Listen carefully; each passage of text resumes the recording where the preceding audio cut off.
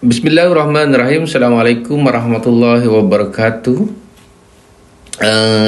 Salam sejahtera anak didik cikgu semua.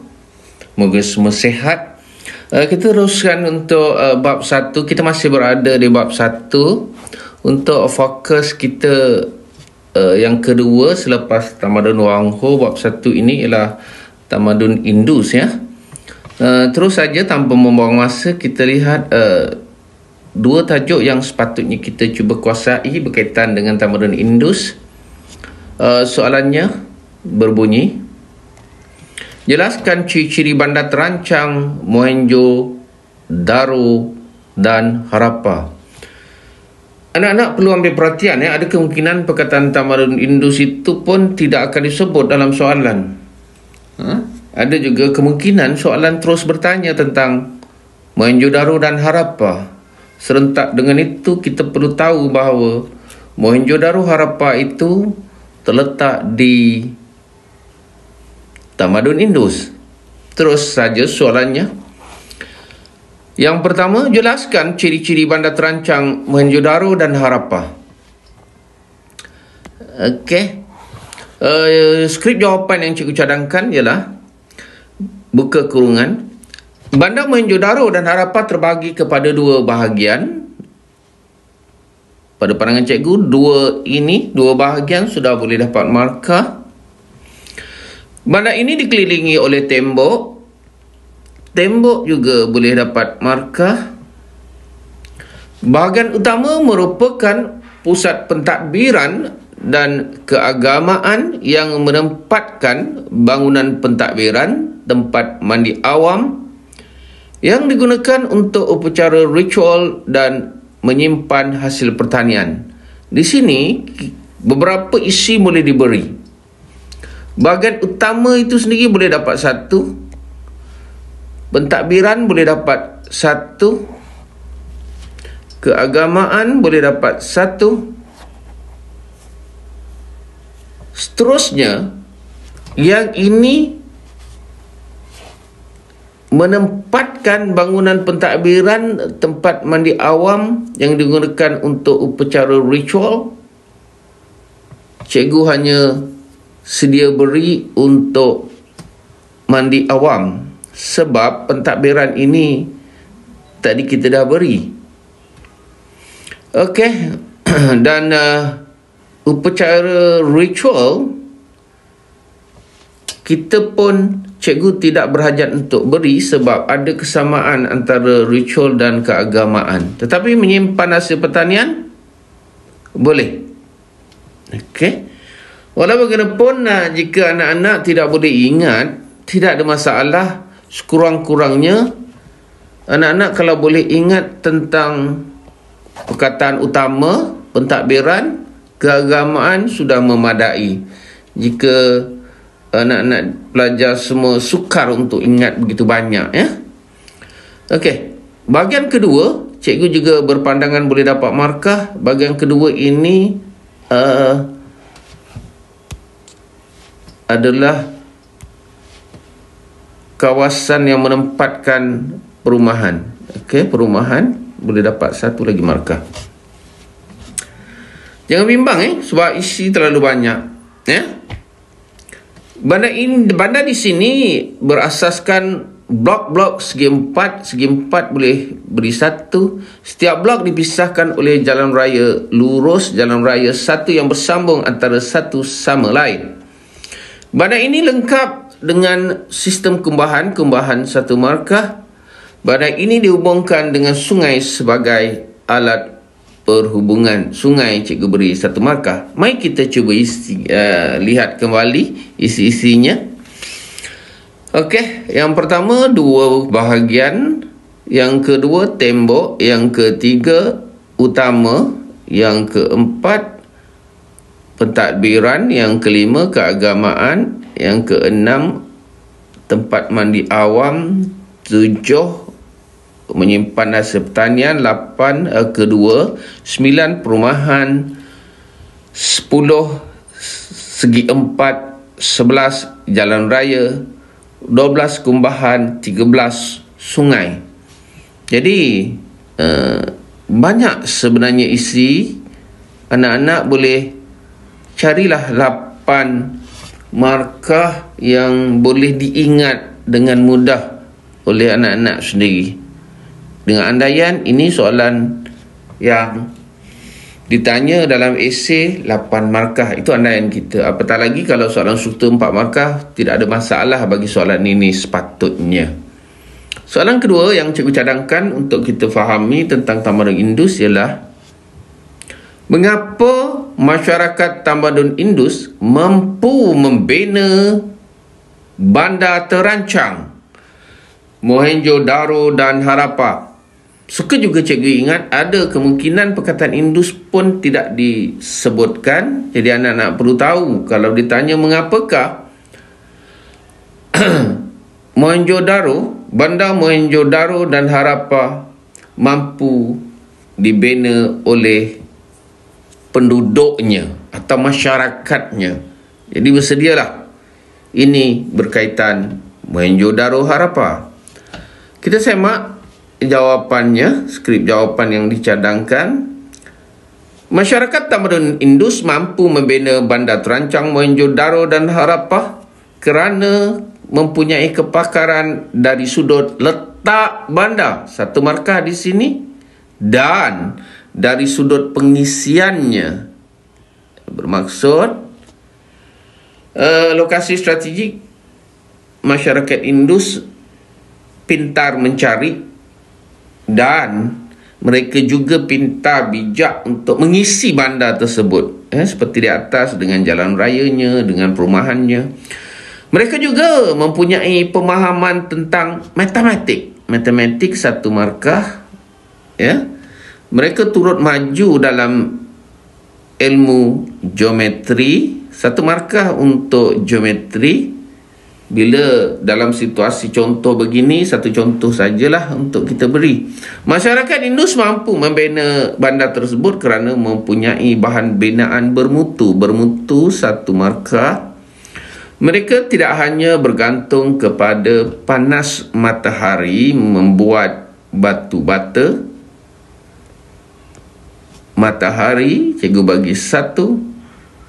Batu bata daripada tanah liat tersebut dibakar pada suhu tinggi. Dibakar 1 markah, bermaksud masyarakat ini tidak bergantung semata-mata pada matahari. Barangkali kalau musim terhujung, mereka boleh meneruskan industri ini dengan membakarnya. Sifat keterbukaan terus saya bagi markah. Contohnya, hubungan tamadun Indus dengan tamadun Mesopotamia saya beri 1. Serta Mesir saya juga beri 1. Inilah caranya, perlu dihuraikan. Turut membantu membina bandar. Walau bagaimanapun, kemungkinan untuk tak dapat markah untuk Mesir pun boleh berlaku. Jadi cikgu cadangkan kita tak perlulah mengharap 2 markah untuk Mesopotamia dan Mesir. Jadi kita anggap lebih selamat kita bersedia untuk 1 markah saja, Mesopotamia. Syarat anak-anak faham. Mereka bertukar pandangan dengan pihak lain. Mereka mampu membina bandar terancang kerana mereka ada bertukar pandangan dengan pihak lain. 1 markah bertukar pandangan. Ini membolehkan kedua-dua pihak memperoleh manfaat daripada pertukaran ilmu dan teknologi. Saya bagi bersekali saja untuk ilmu. Contohnya pertukaran ilmu geografi, contohnya pertukaran ilmu geometri, 1 markah di sini untuk contoh. Mari kita kira kembali jumlahnya. Sudut letak bandar 1, pengisian 2, matematik 3, geometri 4, bermutu 5, matahari 6, dibakar 7, keterbukaan 8, Mesopotamia 9, bertukar pandangan 10, pertukaran ilmu 11 dan geometri 12. Tapi kita di sini ada 2 di sini. Jadi hati-hati. Biasanya kita kena faham macam mana nak dapat markah. Maju dalam ilmu geometri, 1. Pertukaran ilmu geometri, 2. Okey. Ya. Jadi keseluruhannya kita kira semula 1, 2, 3, 4, 5, 6, 7, 8, 9, 10, 11, 12. Okey, banyak 12 markah jika pelajar dapat. Dan kita buat andaian maksimum ini boleh dapat 8 markah jika soalan itu, eloklah kita bersedia dengan 8 markah bagi soalan yang mempunyai jawapan yang banyak sebegini. Seterusnya kita lihat nota fokus SPM. Dan untuk Indus seperti biasa, saya ingatkan sekali lagi sebelum ini, kalau anak-anak ingat, sungai perlu difahami, sungai, tolong ingat semula, kerana sungai ini boleh ditanya untuk mana-mana tamadun sekalipun. Malah untuk agraria pun ada soalan berkaitan dengan sungai. Okey, seterusnya anak-anak perlu mahir latar belakang tamadun Indus, dan juga proses pembentukan tamadun Indus perlu diketahui anak-anak lah ya. Sepintas lalu di bawah tajuk ini beberapa perkara seperti terawal boleh. Sungai Indus juga boleh jadi markah di kawasan lembah Indus di saliri Sungai Indus. Okey, ada poin nomad, memburu, mengumpul makanan. Ini di peringkat awal lah ya.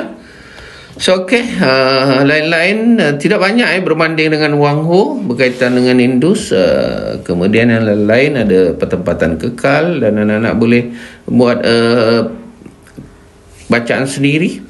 Dan perlu diingat juga ya, selain daripada Mohenjo-daro Harappa ini sebagai bandar terancang, perlu diingat bahawa di Indus ini ada pelabuhan ya, Lothal dan Sokajendo. Elok juga anak-anak, mana tahu soalan yang keluar ingin X dan Y menentukan lokasi, contohnya X Mohenjo-daro, Y Harappa, dan jangan lupa juga X Lothal, Y Sokajendo. Ini semua anda anak-anak boleh rujuk dalam buku teks ya. Ada dinyatakan petanya, lokasinya.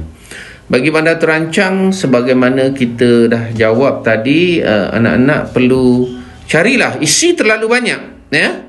Mana-mana yang at least 8 yang boleh dikuasai, anak-anak bolehlah cari. Mungkin yang senang dua bahagian. Tembok pun pada pandangan cikgu senang diingat. Okey, ada bahagian utama, ada bahagian kedua. Dua perkataan ini pun mudah diingat. Bahagian pertama pentadbiran, bahagian kedua perumahan. So di sini anak-anak sudah dapat 2, 4, 6 ya. Yang lain-lain perkataan geometri, saya rasa anak-anak dah biasa. Perkataan Mesopotamia ya. Okey. Jalan raya atau segi 4 pun tidak ada masalah pada saya, jalan raya. So kumbahan pun tak ada masalah. Dihubungkan sungai pun tidak ada masalah untuk anak-anak semua yang telah membuat ulang kaji secara berfokus ini. Begitu juga dengan organisasi. Jangan lupa tajuk organisasi sosial ini. Okey, senang saja nak faham. Ada atas, ada bawah. Yang atas siapa? Yang atas pendeta, pedagang. Yang bawah siapa? Yang bawah ialah petani, buruh. Okey, lain-lain yang kita boleh masukkan berkaitan dengan atas. Mereka pada awalnya tidak ada raja ya. Okey. Bab 2 baru kita bertemu konsep raja dan maharaja di India. Dan pendeta menjadi ketua mereka ya. Tidak ada masalah untuk ingat pendeta keagamaan, pendeta juga pemerintah. Dan petani sudah tentu terlibat dalam pertanian. Okey, buruh. Okey, yang ini mungkin sedikit sukar untuk mengingati. Perkataan itu biasa, tetapi jika kita tidak ulang kaji, barangkali buruh membersihkan bandar pun kita tidak dapat kenal pasti isinya. Okey, lain-lain cuba kita lihat berkaitan dengan tamadun Indus ini. Pengusaha pekerjaan satu topik umum ataupun subtopik umum, tidak ada masalah. sudah tentu bila kita bercakap mengenai pengkhususan kerja, perdagangan sudah tentu, pertanian, menanam sudah tentu. Artisan cuba tasmik ataupun menghafal sendiri nota yang sangat ringkas dan boleh membantu anda. Dari segi agama, agama agak sedikit berbeza masyarakat di Indus ini. Orang-orang perkataan Hindu biasa, Tuhan Ibu, perkataan yang biasa dulu. Saranan cikgu untuk anda cuba ingat, anda kata soalan ini keluar perkataan patung, mudah saja. Selain daripada ciri, ingat selain dari ciri perlu diingat ada sumbangan. Bezakan antara ciri dan sumbangan.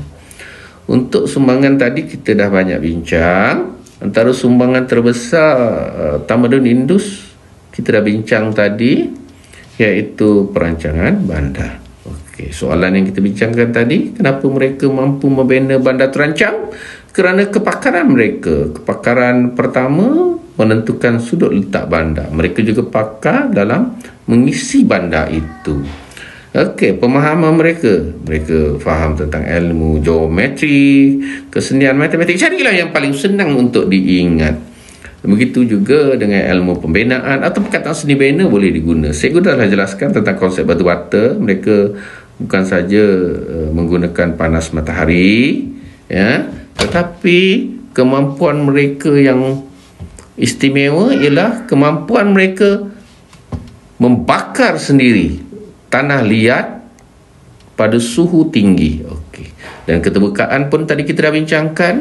Mereka mempunyai sifat terbuka untuk membuat hubungan baik dengan kuasa ataupun tamadun lain seperti Mesopotamia dan Mesir Purba.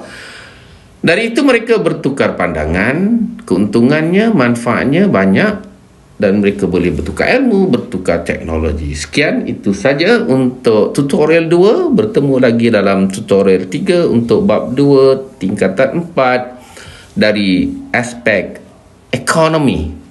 Jumpa lagi. Assalamualaikum warahmatullahi wabarakatuh dan salam sejahtera.